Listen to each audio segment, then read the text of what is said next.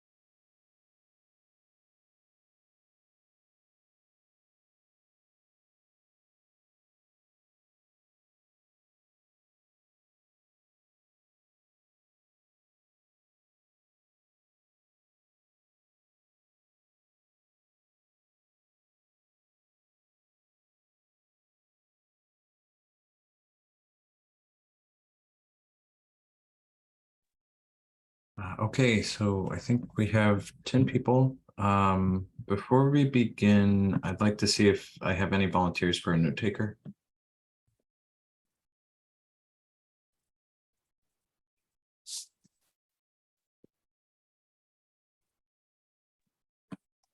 Hey, Tim, this is George. I can do the note taking. Sounds great. Thank you very much. Yep. Great. So we have two items on the agenda today. The first will be Beinan and Chunsu to talk about the Presto router, which was recently contributed. And then also Rohan will be giving an update on the Presto conformance program. So I think we can get started with on the Presto router design. Yeah, sure. Thank you, Tim. Maybe let me share my screen. Go for it. Let me see.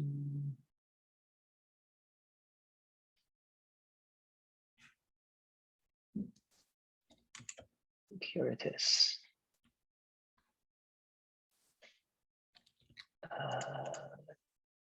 Oops.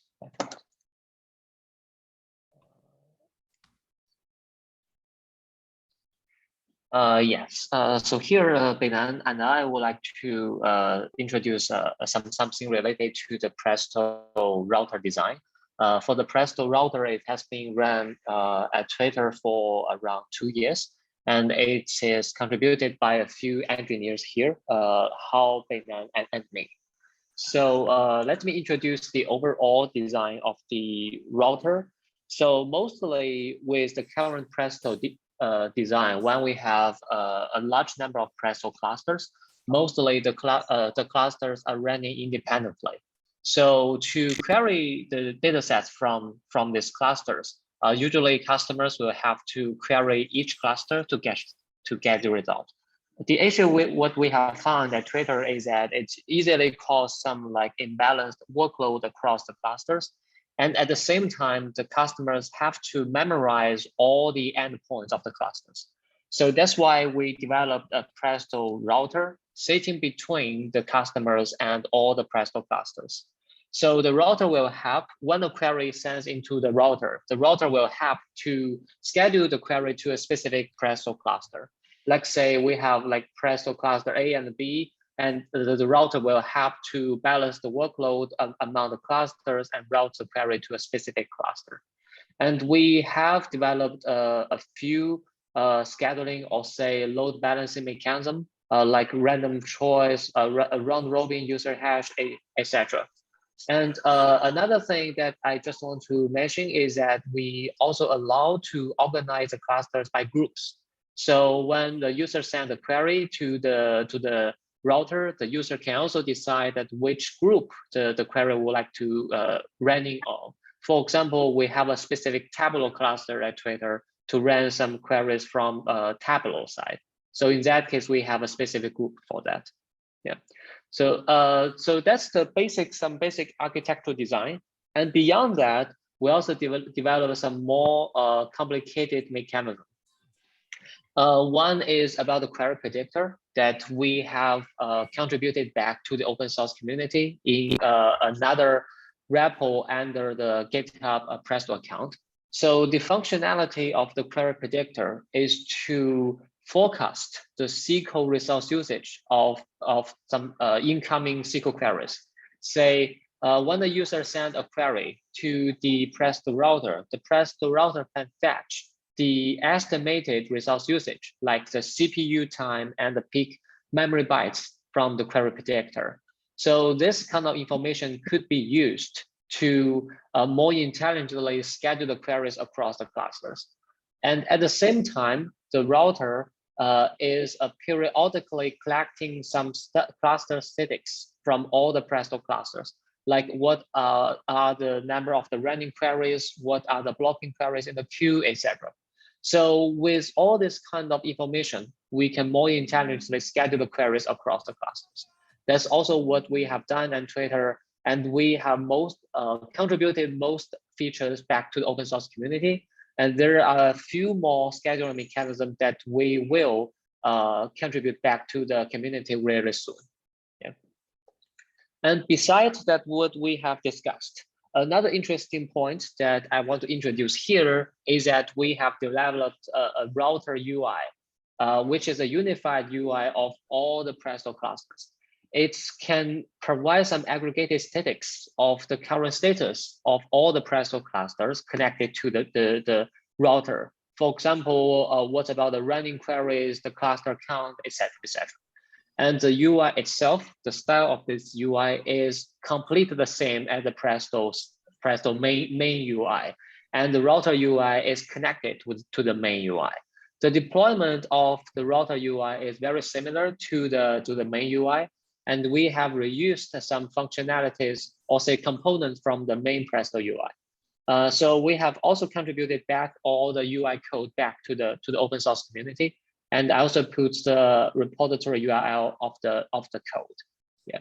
So that's mostly about, I want to quickly introduce about the router design. And do you folks have any questions or do you have any suggestions? Hi, Jim Apple from Meta here. I have a couple of questions. Yeah, sure, go ahead. One is, so this shows you having 3 clusters. Is that approximately, I mean, if you can say, is that approximately accurate for Twitter? Do you run a small number of clusters like 3, or is it like a huge number of clusters like, you know, hundreds? I see. One thing here is that this is mostly a demonstration diagram. So it doesn't show the very specific or very real traffic at Twitter set. For the diagram here, it's for the 3 cluster. I think for the 3 clusters here, I think we have some configuration of each cluster has around like 400 worker nodes. So that's why you say on the second row here, the number of active workers here, it is 1,195. So it's quite approximate to 1,200, right? But mostly it's a demonstration diagram of the UI. It's not showing the real traffic of Presto at Twitter. Yeah. So another question I have is that you know, one way to reduce load imbalance between clusters is to increase the size of the clusters and decrease the number of clusters. And I wonder how far you tried to push that before deciding that you wanted more clusters rather than fewer larger clusters. I see. You know, I know that there's a limit to how big Presto can scale. I'm not expecting that everyone can run, you know, million node clusters or whatever. Yeah, I see. I got your point. I believe that previously Zhenxiao and Beinan has done lots of like tuning of the Presto cluster at Twitter. Beinan, are you here, or would you mind to sharing some like insights that you and Zhenxiao have been doing in previously for the Presto clusters? Yeah, I can share something. I think it's around 5 or 6 years, maybe 5 years ago. Yeah, we are trying to make a larger cluster. I mean, large single cluster for Twitter. But looks like you know, at that time we're still using Java 8. We are seeing a lot, you know, GC issues, and the stability of coordinators is not so good. So we got some hard limitations around 500 to 600 workers per cluster. If we beyond that number, something like 800 or 1,000 workers, the coordinator will just keep failing somehow, especially during the busy hours. So then we're trying this idea. We are using a router that's in front of multiple clusters, and each clusters we just have 200 or 400 workers. It depends on the profile of each worker. For some fat servers, something like the server large memories, like 256 gigabytes or larger memories, we can just use 200 workers. For the cluster with less memories, we can just use 400 workers. We can see in this case the scalability of the entire Presto clusters got improved. And also we are using this one to do the scale up and the scale down. So in this case, we don't need to shrink the cluster, because if we shrink the Presto cluster, we have something there. We can gracefully delete a worker, but the result is not so good. So then we are using the router to scale down the clusters. We just delete one cluster rather than some single worker. Because using the router, we can just monitoring the load of each cluster. We can shut down the traffic, the routing to the query routing to a particular worker. Then we can keep checking if there's no traffic. We can shut down this cluster. We are also using this one for the rolling. If we want to upgrade or restart the clusters, we can just shut down the traffic to some cluster and then shut it down or do some upgrade or restart. Yeah, that's how it works in Twitter. So in some sense, what you're doing is adding a second order of query scheduling here, where you schedule queries to entire clusters, as opposed to doing detailed query planning at the cluster level. We are not doing planning. I mean the SQL planning here. No, I understand that. That's what I'm saying. This is like a second order kind of planning, which does not look very much at the details of the query, but instead is doing very large scale planning. Like I give you this cluster or that cluster. Yes, exactly. Yes. Yeah. We are using the trace predictor to do the high level planning. Does the predictor look at the details of the query at all in trying to plan how long the query will take? Yeah, here I think I can share a bit more about the predictor. For the predictor thing, it doesn't require the detailed query planning thing. It's mostly we train two machine learning models based on the historical query logs. In each historical query log, in each piece of it, it contains a SQL query statement and the CPU information and memory usage information, right? So we reuse that kind of information to help us to build machine learning pipelines to train and get two machine learning models. And we deploy those two models in the query predictor as a service. So in that case, when a query comes into the router can just fetch the results usage information from the query predictor based on the query, just the query itself. Yeah, so that's mostly about the internal mechanism of the predictor.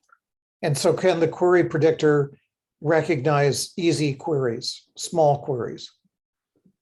Yes, it's we category the CPU time and peak memory bytes into a few ranges.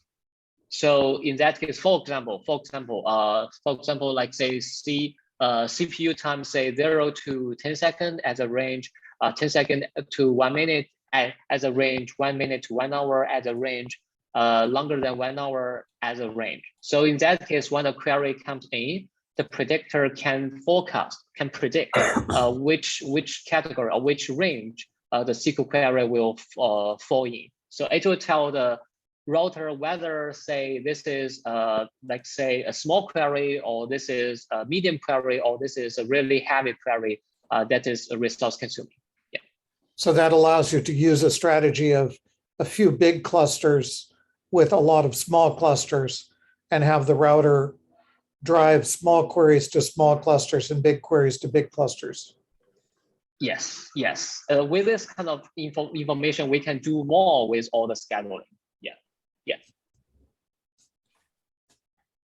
Yeah, and I think like another, kind of like good direction to explore would be to send along the, I guess like the output of the query predictor with the query itself, because then like we could have that be incorporated into the resource groups, and then we could sort of like limit the parallelism of these really heavy queries and increase the parallelism for these light queries, and like to try to improve the throughput. Also, frankly, a cluster could say, wait a minute, this is not working out at all like it was predicted. Send this back for re-planning or rerouting. Like this query is much bigger than you said. I can't handle it. Speaking of which, do you do any admission control at the router level, or is that all left at the coordinators? Jim, would you mind telling me again, like say, what do you mean by the mechanism you mentioned? Like, So do you when a user comes in and says, hey, here's a query, please help me route it, do you ever say, well, hold on, you need to hold on that query, we're not ready to schedule that query yet, the clusters are too overloaded? Oh, no. For now, I think I Twitter the mechanism that we have been doing for now is that when the user send the query to the router will quickly schedule the queries to a specific cluster, and then each cluster has kind of a queue, right? So the waiter will submit the query to that cluster, and then if it is full, the user will just wait a bit more time in that cluster. Yeah. But I guess that's a pretty nice point that what we can do, like say, if we find that all the clusters are pretty busy at this time, we may let the user to hold their queries for a bit more time to avoid adding more workload to the clusters. Yeah, I think that could be something that we could add in the future in the router side. Yeah. Okay, thank you.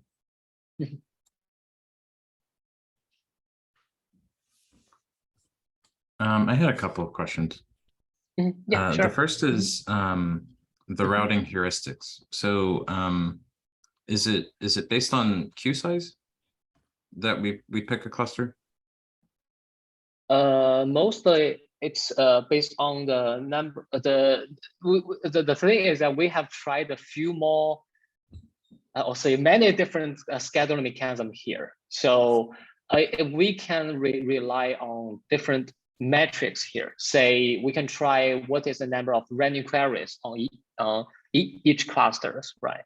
So we can try what are the queries in the queue, right? So for this team, I think mostly like there are many metrics that we can try, and it may rely on the specific scenarios that's the clusters are under. So I don't think there is a golden rule for that, or say I don't see there is a metric that is a silver bullet. So mostly we can try different mechanisms here to see which one fits which specific scenario.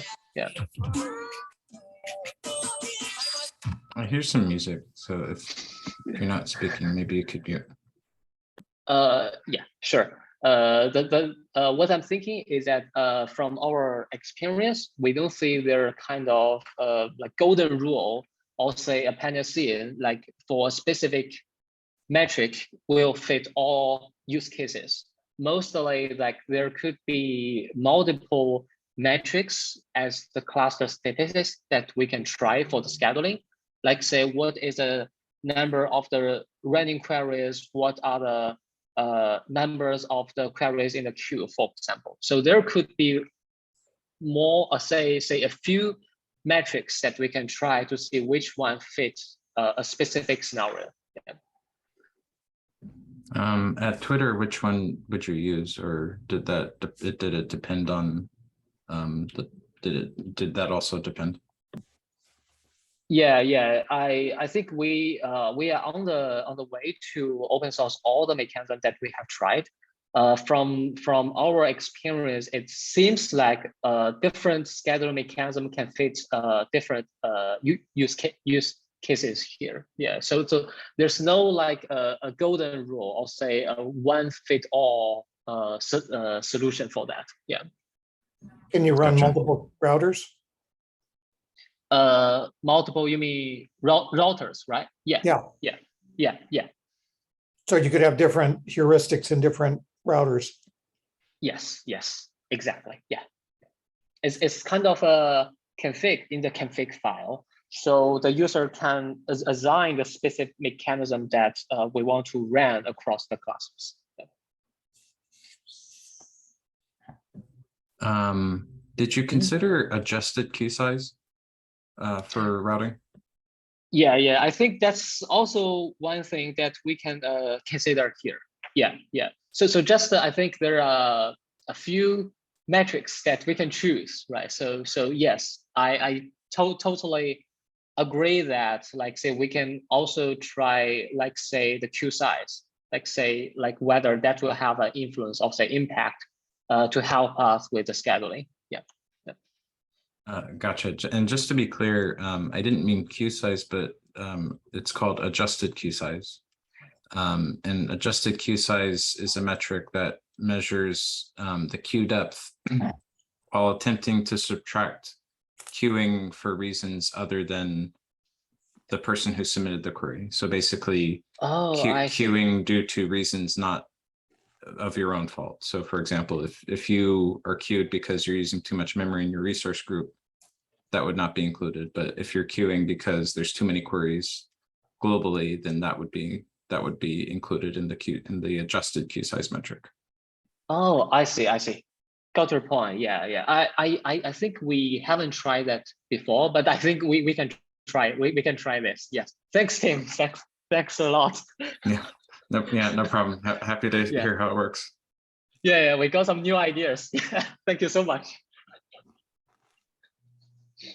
And then I had another question, which is, I think in one of the slides you mentioned, special routing to Tableau, and I was just curious, is that tag-based routing or like how is that configured?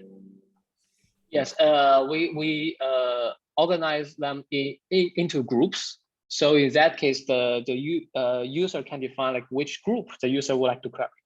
Yeah. And for the Tableau cluster, I think it has kind of history in Twitter. Beinan, would you like to share more things related to the Tableau cluster? Yeah, Tableau it is something like a legacy cluster, because the Tableau itself, I mean, the earlier version of the Tableau is still using the ODBC driver. It's super old. I think it starts from 140, I mean, the Presto version. So they cannot run inquiry on the newer version of the Presto. So we just keep, I think it's 210 or some version to Presto to running for Tableau. So that's why we separate the traffic from Tableau. Yeah. Gotcha. And so then I guess like what more generally, I was wondering, like, is the routing like configurable based on user supplied information? For example, like tags or who the user is or what source they specify. Like I guess like if Yeah, exactly. Yeah, we have kind of defined out this kind of information that you mentioned. And I think in the code we define the selector rule that the user can send us some more additional information about like the user, whether there's some other like a filtering mechanism that the user would like to apply on the clusters. So we'll run it in the router set to match the clusters we have. Yeah. So we have all this kind of information. And we provided some configs in the config file. So the user can just provide us the config, and then we can run it in the router side. Another thing that I want to mention that in the code review of our initial PR of this router during that time, Ronron and Todd have kindly suggested we provide a kind of a document related to the router. So for now, we have written and merged a doc related to all the routers, saying like how to run it, how to deploy it, how to configure it. Let's say what are the configuration rules, what kind of configurations that we provide to customers. We have put all of things in some docs and put it in the main Presto doc. Yeah. sounds good. What are the test plans, either unit tests or integration tests, especially with respect to the CI/CD in the Presto repos? You mean for the router, right? right? Yes, that's right, for the router. Yeah, I see. For the router side, we prepare both some unit tests and the integration test. For the integration test, the mechanism that is that we create a router and we create 3 Presto clusters with the testing Presto server that we have been implemented in the code. So we use that to start up some mock, say the router and 3 clusters and test the connection between the router and clusters. And say for the scheduling mechanism, we also prepared some unit tests. Say, for example, user hash mechanism. We tried whether, say, we assign a user, say, with a name of, say, test, and we check that whether the test is always scheduling to a specific cluster, to a specific candidate, actually, in the code. So in that case, we prepare both integration tests and unit tests in the code. Yeah. Got it. And are the unit tests integrated into the GitHub CI? Yes. Yeah. That's great. I think in the GitHub, there's in the Presto repository, there's a test all module, right? So in that case, when we like push a new code, a new piece of code, it will be run there. Yeah. That's wonderful.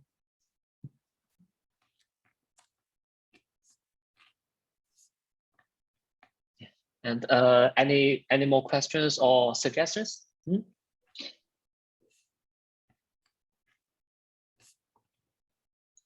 Thank you for bringing this to us. Yeah.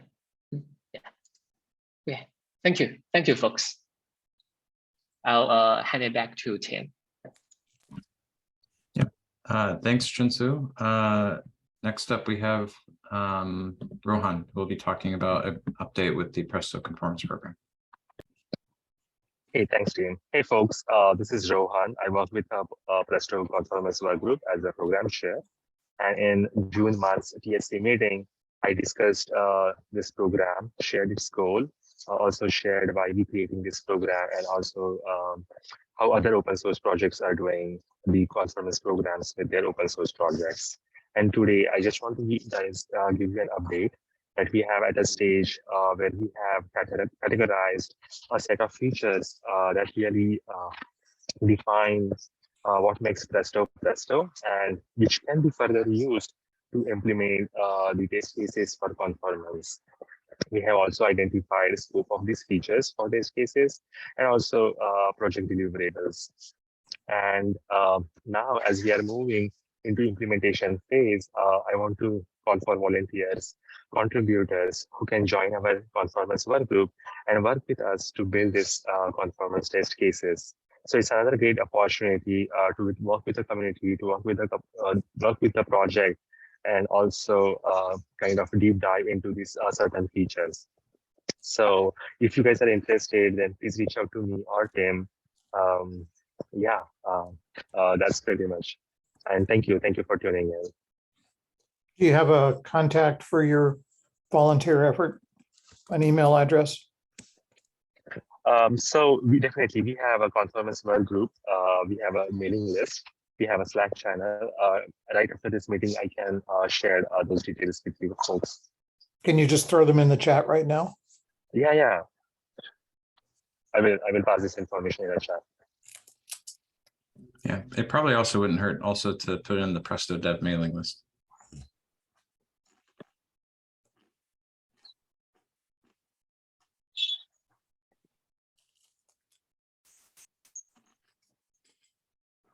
So I am texting. I will copying the Slack conference group where you can reach out to us. Copy this URL. Okay.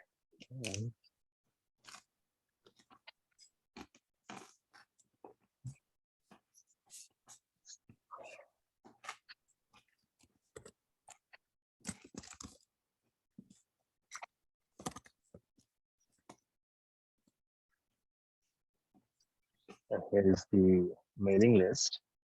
Beautiful. Yeah, anytime. Awesome. And I think there's a GitHub issue, right, Rohan, or is that Yes, coming yes, through? I'm bringing up that URL as well. Great.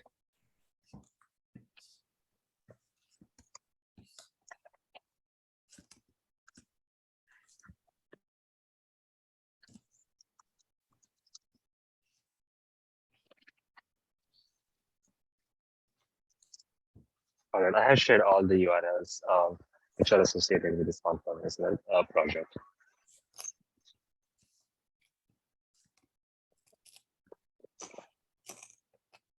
Handing over to you, Tim. Great, thanks. Yeah, so I think this is a great way to help out. There could be a lot of I think impact with this, conformance test suite. So I think like there's kind of like this is a good opportunity to contribute back to the community. Great. So these were the two agenda items that we had for today. Is there anything else that someone wanted to, anything else that anyone wanted to bring up today? Compliments to the presenters. These were good topics. Agreed.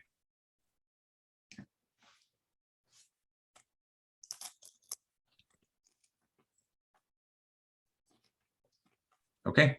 I'm not seeing another unmute, so we'll end early. Thanks folks for coming.